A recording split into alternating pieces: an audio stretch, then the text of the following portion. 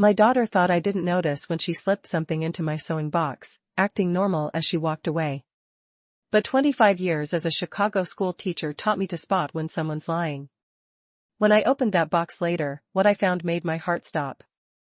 Not just because of what it was, but because I realized my own daughter was trying to destroy me. She never saw this coming. This story will show you exactly how a mother's love turned into a fight for survival. But first, tell us in the comments, what would you do if your own child tried to ruin you? Don't forget to subscribe for the full story. The afternoon sun came through my kitchen windows in Oak Park as I prepared for my Saturday craft fair at Lincoln Park. At 58, these weekend events had become my happy place since losing Robert 2 years ago. I was packing my sewing supplies when Lisa appeared in the doorway. Something about how she stood immediately caught my attention. Her shoulders were tight, movements too careful, like someone trying hard to look calm while feeling scared inside. "Hey Mom," she said, her voice too cheerful. "Getting ready for your craft fair?" I nodded, folding my quilts. "Lincoln Park should be busy today." Lisa stepped closer, and every feeling I had screamed that something was wrong. Her eyes kept looking at my sewing box, then away, then back again. As a former Chicago teacher, I had spent 25 years reading kids' faces.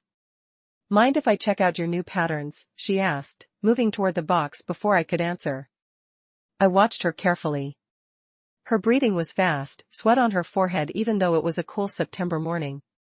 When she thought I wasn't looking, she glanced toward the small pocket where I kept extra needles. That's when I saw it. Lisa's right hand moved quickly toward her jacket pocket, pulling out something small wrapped in brown paper.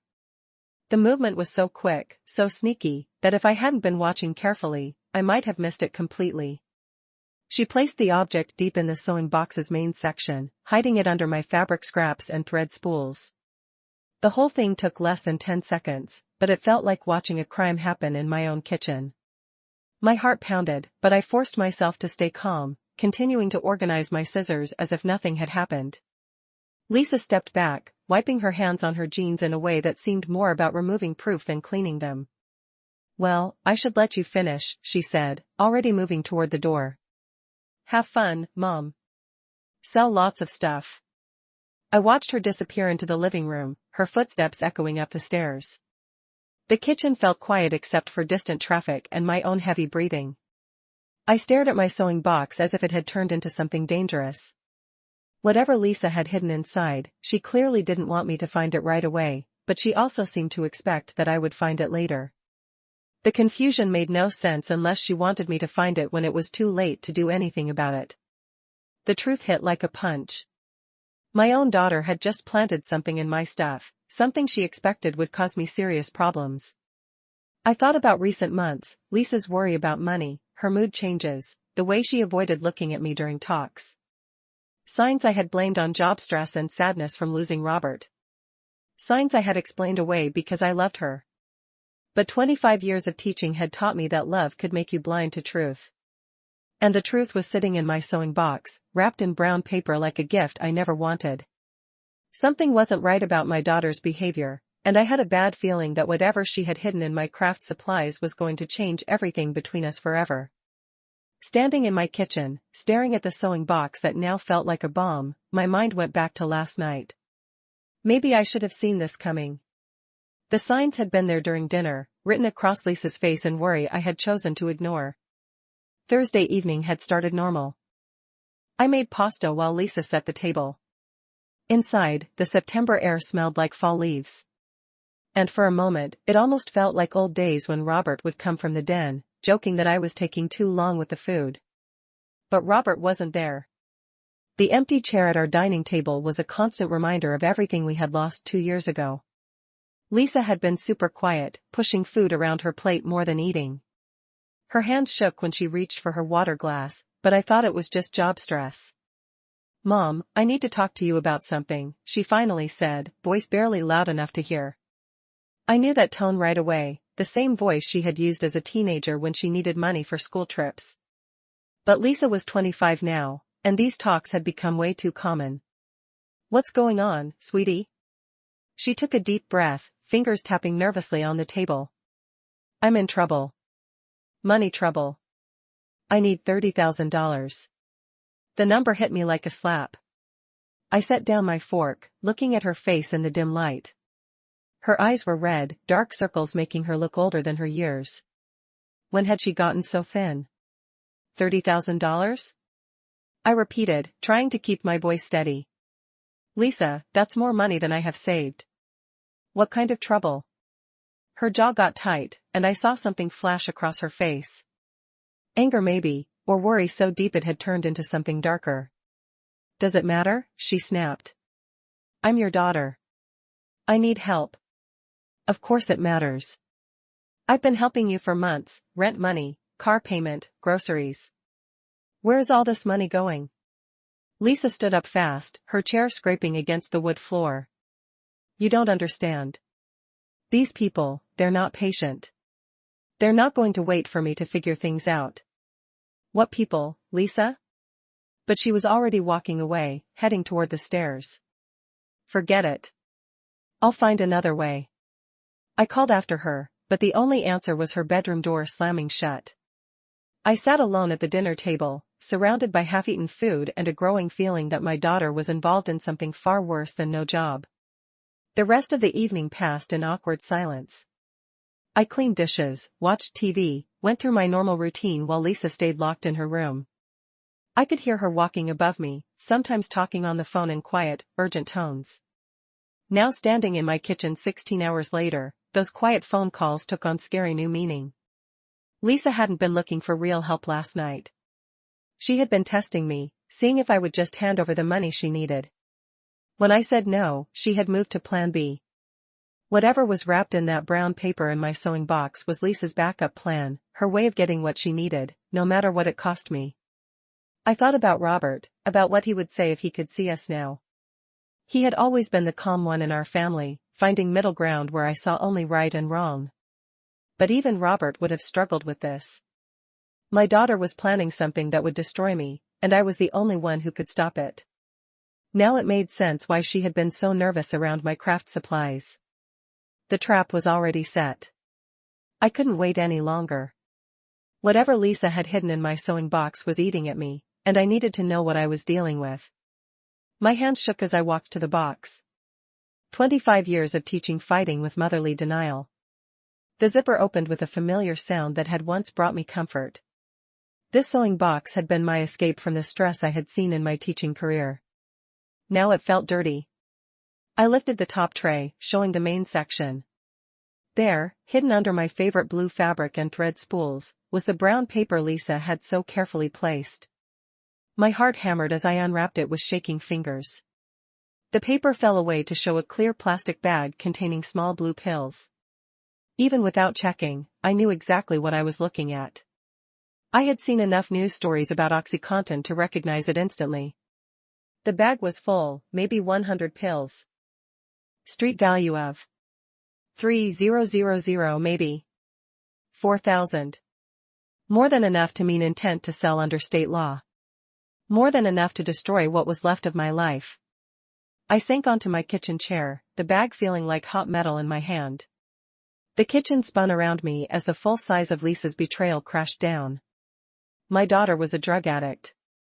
The signs I had missed suddenly showed up in my memory like bright warnings. The weight loss, red eyes, mood changes I had blamed on sadness and no job, the shaking hands, desperate need for money, quiet phone calls at all hours.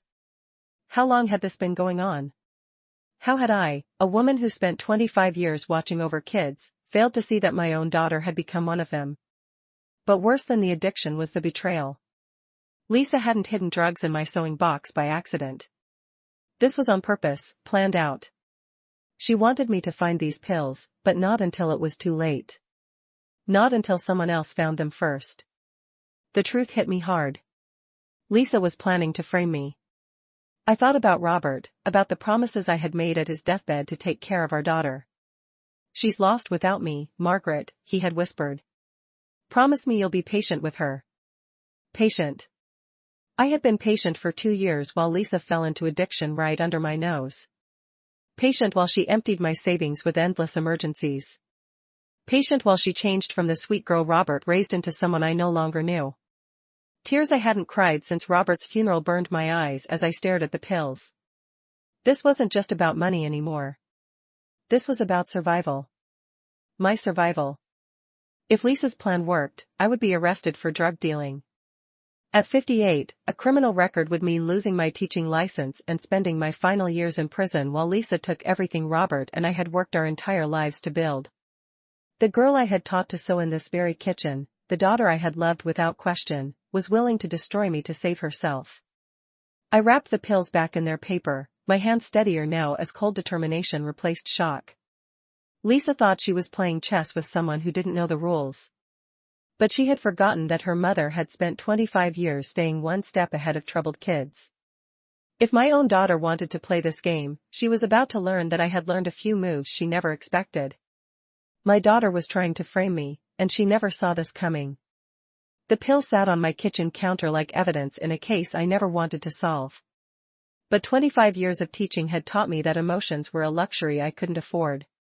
If Lisa was planning to frame me, I needed to understand why. I walked upstairs toward Lisa's room. As I got to the landing, I heard her voice through the closed door, urgent and begging. I told you, Victor, I just need another week.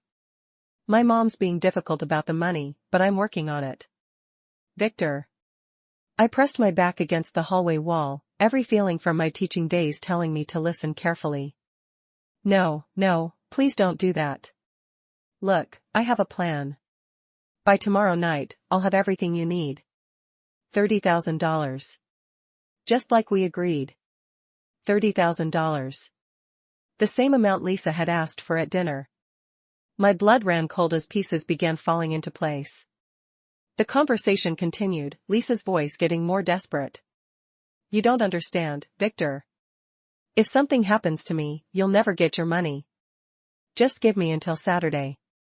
I heard movement in the room, then Lisa's voice again. This time making a different call. Ms. Chen? It's Lisa. Yeah, I know the payment's late on the house loan, but I'm getting the money tomorrow. You won't have to start taking the house. My knees almost gave out. House loan? Taking the house? Lisa had used my home for something and I knew nothing about it. 20 minutes later, Lisa came out of her room, dressed in her work clothes, looking calm despite the panic I had heard in her voice. Heading out for that job interview, Mom, she called down to me. Wish me luck. I waited until I heard her car leave the driveway, then I got to work. 25 years of teaching had taught me how to find things, and my own daughter wasn't going to outsmart me. Lisa's room told the story in scattered papers she had tried to hide. Bank papers showed huge cash withdrawals over the past 4 months. Credit card bills showed cash taken totaling $20,000, most taken at River City Casino. But it was the loan paper that made my hands shake. Ms. Amy Chen, licensed moneylender, had given Lisa $50,000 using my house as promise. My signature had been faked on papers that put everything I owned at risk. I found gambling receipts stuffed in her dresser drawer, betting papers showing losses that grew week after week. Phone numbers written on scraps of paper, including one labeled Victor, emergency only. The timeline became clear. Lisa had been gambling away money she didn't have. When the casino debts grew, she had borrowed from Amy Chen, faking my signature to use the house as promise. When that money ran out, she had turned to Victor Martinez for drugs, probably planning to sell them to pay her other debts. Now both people were closing in. Victor wanted $30,000 by Saturday or Lisa would face results that went far beyond money problems. Amy would take my house if her loan wasn't paid back within days. And Lisa, trapped between two dangerous people, had decided to sacrifice her mother to save herself. The framing wasn't just about getting money, it was about removing the only person who could stop her from losing everything I had worked my entire life to build. I sat surrounded by proof of my daughter's betrayal, feeling something cold settle in my chest. The house I'd worked 25 years for was already gone, signed away by fake papers and desperate lies. Sitting in Lisa's room, surrounded by proof of her betrayal, I felt the last bits of motherly feeling drain away. This wasn't about helping a troubled daughter anymore. This was about survival. I took photos of the loan papers and gambling receipts with my phone before putting them back in their hiding places. If this went to court, I would need proof that Lisa had faked my signature and stolen my house. But first, I had to deal with the immediate threat. The pills in my sewing box were a loaded gun pointed at my future, and I wasn't going to let Lisa pull the trigger. I walked back to the kitchen, my steps steady and purposeful. 25 years of teaching had taught me that the best defense was often a good offense. Lisa thought she was playing chess with an amateur, but she was about to learn that her mother had learned a few moves during her career. The pills sat exactly where I had left them, wrapped in brown paper. I picked them up, feeling their weight in my hand. 100 pills of blue powder that could destroy my life or save it, depending on where they ended up. Through the kitchen window, I could see Lisa's Toyota Camry parked in the driveway, an 8-year-old car I had helped her buy when she graduated college, back when I still believed she would make something of herself. I heard the front door open and Lisa's voice calling out, "Mom, my car is making weird sounds again. I'm going to take Uber to the interview to be safe. Don't want to risk breaking down." Perfect. Another lie to add to her collection, but this one worked in my favor. "Good thinking, sweetie," I called back. Better safe than sorry. I waited until I heard the Uber arrive and Lisa's footsteps fade down the front walkway.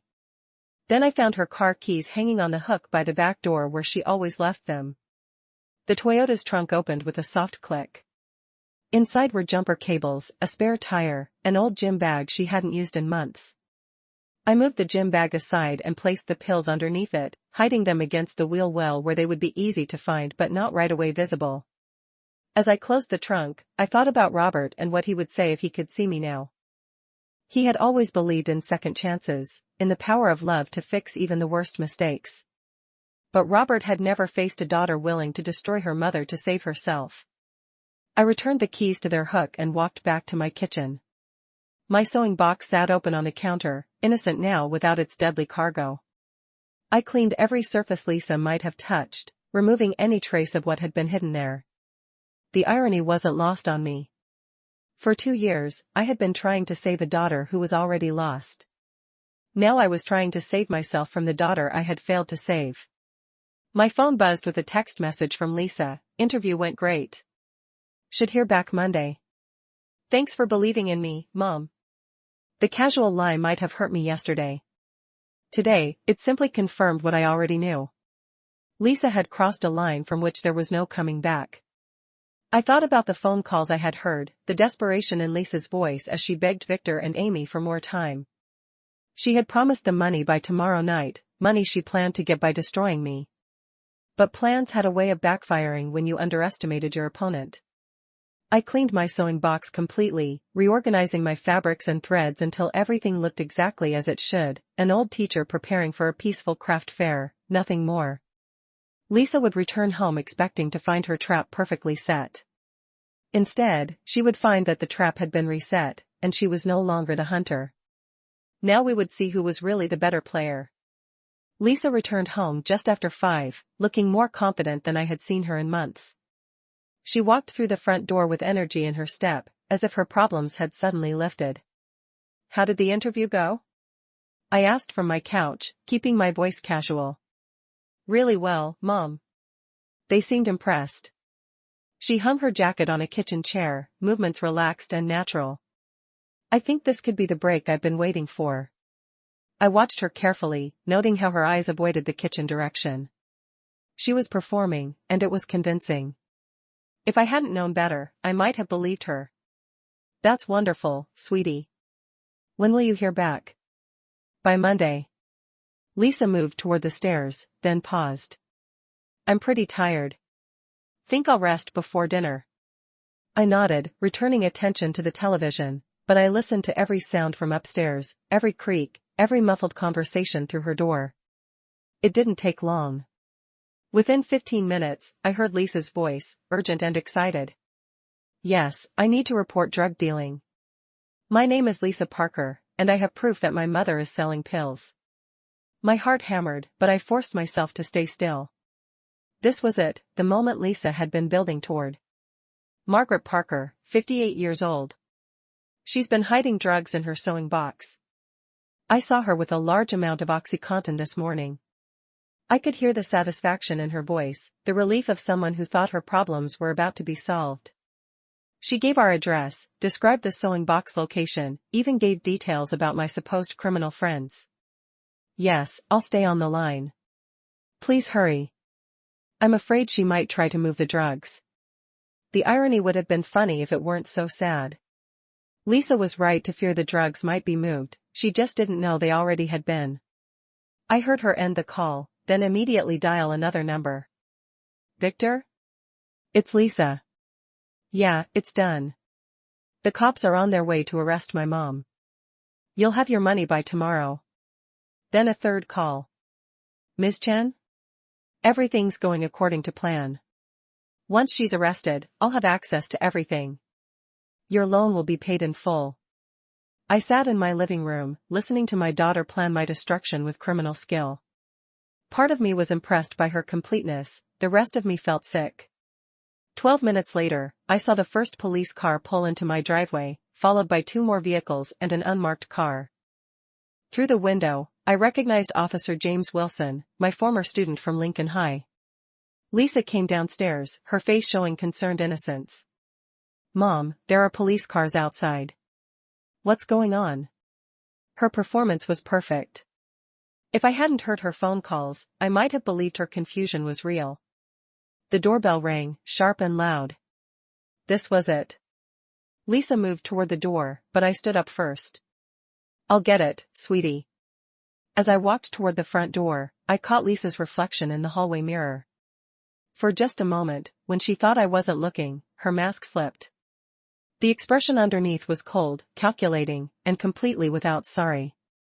The officers were about to arrive, and my daughter had no idea her perfect plan was about to backfire completely. I opened the front door to find Officer James Wilson standing on my porch, along with 2 DEA agents in tactical gear. Behind him, more officers secured my property. Hello, Mrs. Parker, James said, his voice professional but sad. We need to talk.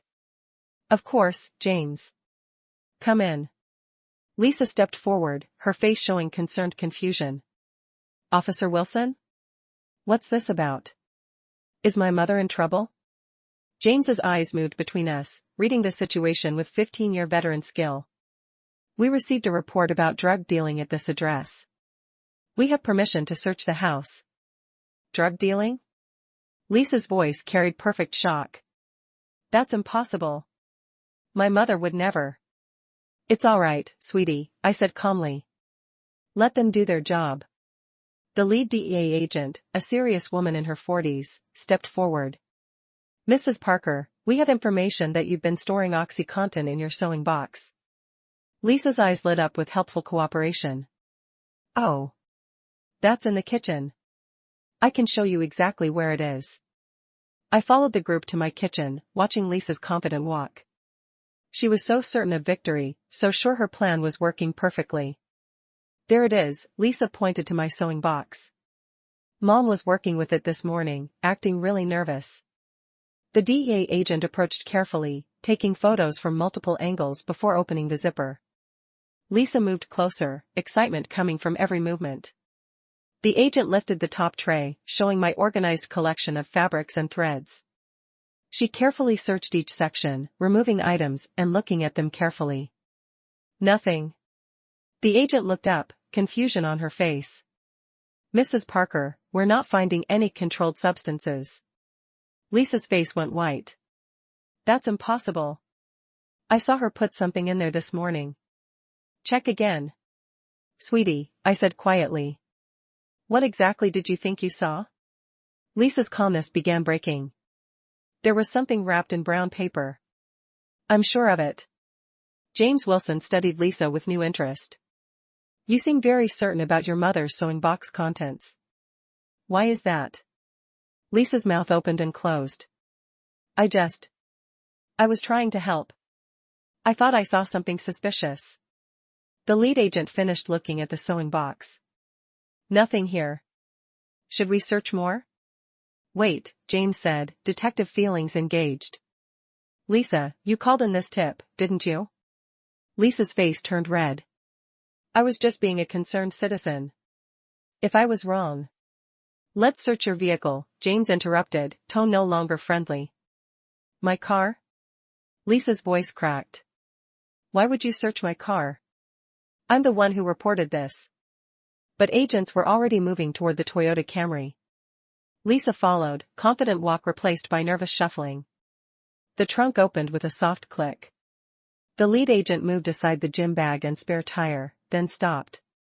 Her hand came out holding a clear plastic bag filled with blue pills wrapped in familiar brown paper. Lisa Parker, James said, voice cold as ice.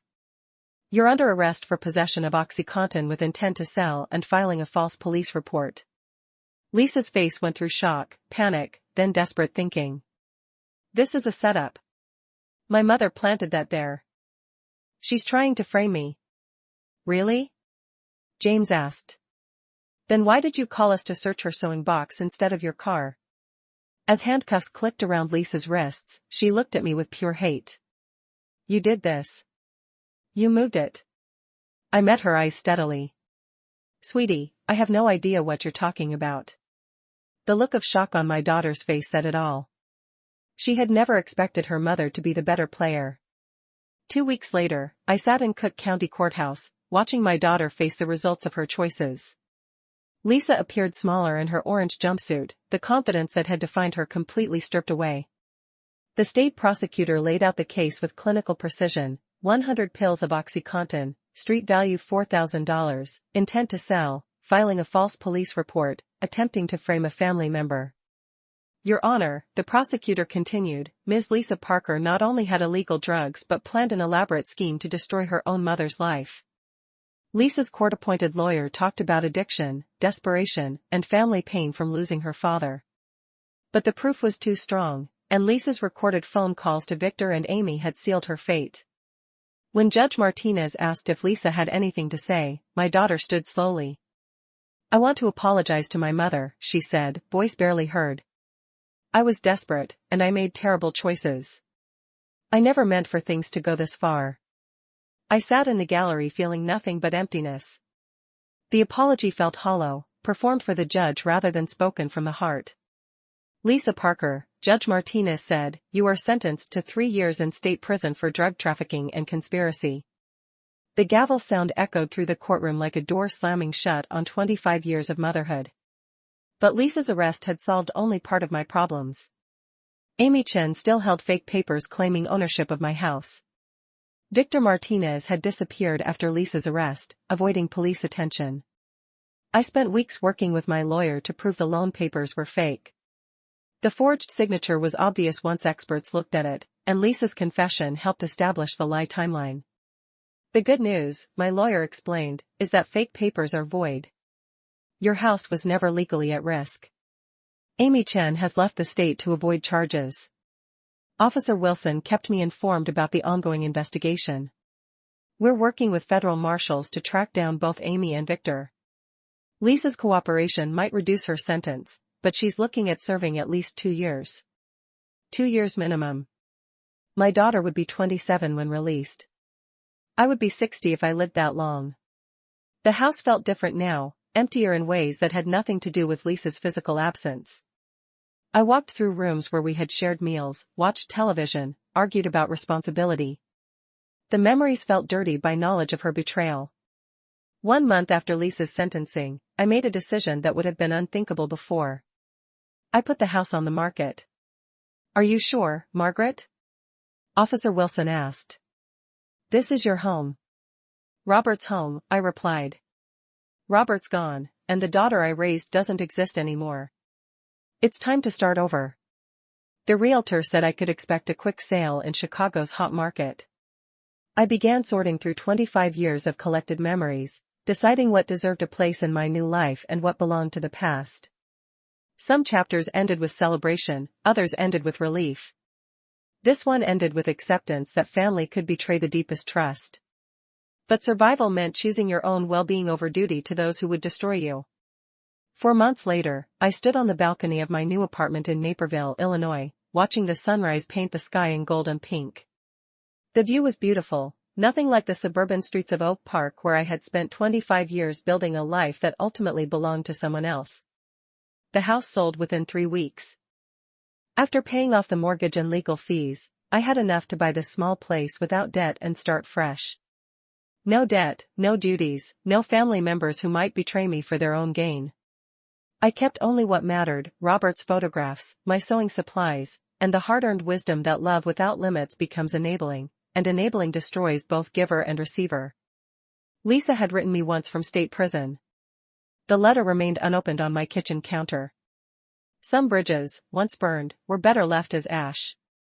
Officer Wilson visited last month with updates. Victor Martinez was arrested in Detroit, facing charges that will keep him in prison longer than Lisa. Amy Chen remains a fugitive, but her loan sharking operation was shut down. Do you ever regret how it ended? James asked as we shared coffee in my new living room. I regret that it had to end that way, I replied. But I don't regret protecting myself from someone who would have destroyed me without hesitation. The truth was simpler than regret or forgiveness. I had raised a daughter who became a stranger, loved someone who saw that love as weakness to use. When faced with the choice between her survival and mine, Lisa chose her own. I simply made the same choice. My sewing box sat in the corner, cleaned and reorganized, waiting for weekend craft fairs at local parks where the people were honest and the quilts didn't lie about their intentions. Simple pleasures for a woman who had learned to value simplicity. Sometimes the people closest to us become the greatest threats to our well-being. Sometimes protecting yourself means accepting that family can be the enemy. Sometimes the hardest lesson in life is learning when to walk away from those you love most. I had spent 58 years learning that lesson. Lisa had the rest of her life to learn it too. Through Margaret's journey, we discover that real love requires wisdom, not just sacrifice. Stories throughout history teach us that enabling harmful behavior isn't compassion, it's being part of the problem. When betrayal stories happen within our own homes, we face the hardest test: choosing wisdom over our emotional attachments. Betrayal stories like Margaret and Lisa's show how addiction and desperation can turn loved ones into strangers. Margaret's teaching experience wasn't just career preparation, it was a way of giving her the skills for this ultimate test. Stories often speak of tough love, of drawing lines that seem harsh but preserve what matters most. When Lisa chose drugs over character, when she chose lies over honesty, Margaret had already been given the strength to respond with justice rather than enabling. The most powerful stories remind us to be good protectors of our own souls. Sometimes the greatest mercy is giving us permission to walk away from those who would drag us into their darkness. If this story touched your heart, please share your thoughts in the comments below. Have you ever faced betrayal from someone you trusted completely? How did you find the strength to protect yourself? Don't forget to subscribe to our channel for more stories about strength, family, and the courage to start over. Remember, sometimes the greatest act of love is refusing to be destroyed by those who would sacrifice you for their own salvation.